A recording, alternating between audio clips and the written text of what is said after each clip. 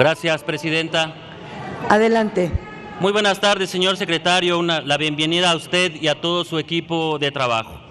Señor secretario, este es prácticamente el tercer paquete económico que presenta usted ante esta soberanía. Y realmente, en todas las expectativas que nos ha hecho llegar año con año, ha fallado la precisión con que usted ha presentado este paquete económico. Diputado Telles Hernández. Sí. Con estas pancartas no logro ver el pleno por un lado y me están señalando que el diputado Leonel Godoy está solicitando la palabra. ¿Pueden bajar, diputado? ¿Podría bajar? No logro ver al diputado. ¿Podrían bajar esta? Ya. Diputado Leonel Godoy, ¿con qué objeto solicita la palabra? Gracias, presidenta. Era precisamente una moción de orden. Volvieron a taparme la visión del diputado. ¿Podría bajar su cartel? Creo que es una falta de respeto. No se logra ver. Todos tenemos derecho a manifestarnos, pero creo que es una falta de respeto que se comete con la presidenta de la mesa directiva porque no se miraba. Agradecemos al diputado que ya nos hizo el favor de bajar su pancarta. Muchas gracias. Era eso, presidenta, una moción de orden para ese sentido. Gracias. Y gracias al diputado por bajar su cartel. Continúe el diputado Telles Hernández. Gracias, presidenta. En ese sentido, lo que nosotros vemos en este presupuesto es nuevamente una expectativa fantasiosa. Dicen que creceremos el próximo año entre el 2 y el 3% del PIB. Nada más falso.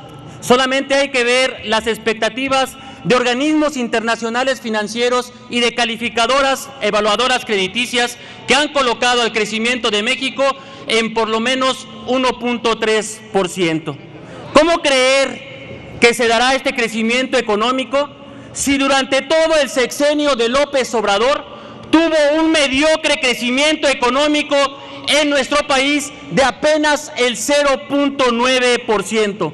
Muy lejos, por cierto, del 2.5 de Enrique Peña Nieto y lejos del 2.1 de Felipe Calderón.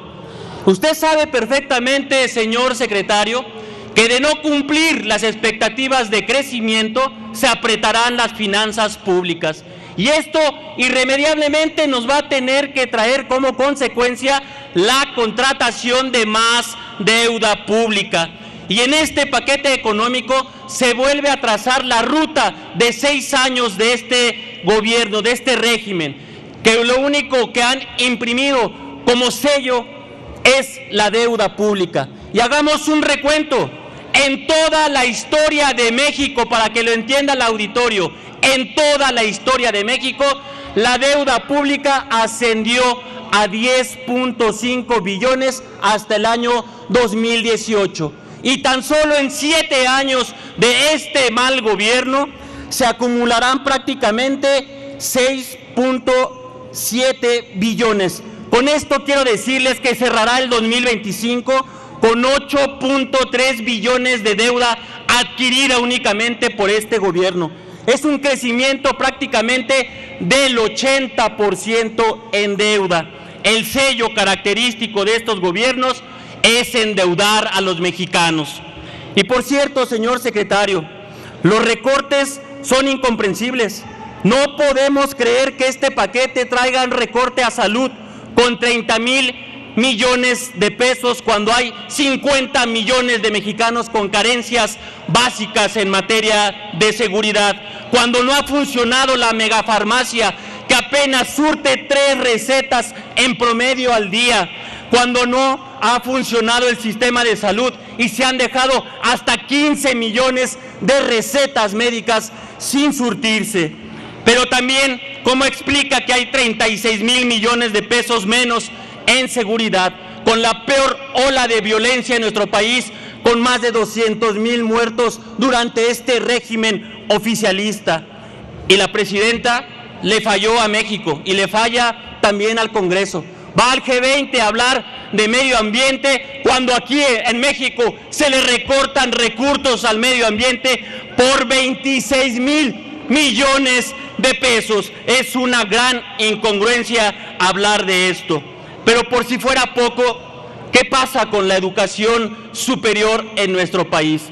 No es posible que hoy se pretenda hacer un recorte de 5.300 millones de pesos a la UNAM, 3.000 millones de pesos menos al Politécnico, 350 millones menos a la UAM, 900 millones menos a la Pedagógica Nacional, todas escuelas públicas de nuestro país. No nos podemos explicar dónde está el error cuando deliberadamente se le recortan recursos a 11 instituciones de educación superior, pero casualmente el error trae un incremento de 1.400 millones de pesos a las universidades creadas por este régimen, en donde solamente hay adoctrinamiento político, como son las universidades Benito Juárez. Por eso, presidente, también nos sorprende que en el sistema ferroviario que anunció la presidenta venga incluido el tren del despilfarro, el Tren Maya, el hoyo fiscal que no tiene llenadera, 40.000 millones de pesos más al Tren Maya cuando se supone que ya estaba terminado.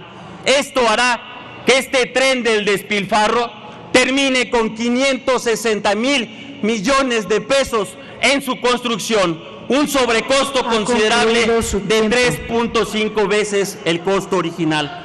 Termino con mi pregunta, señor secretario. ¿Cuáles fueron los mecanismos? ¿Cuáles fueron las directrices?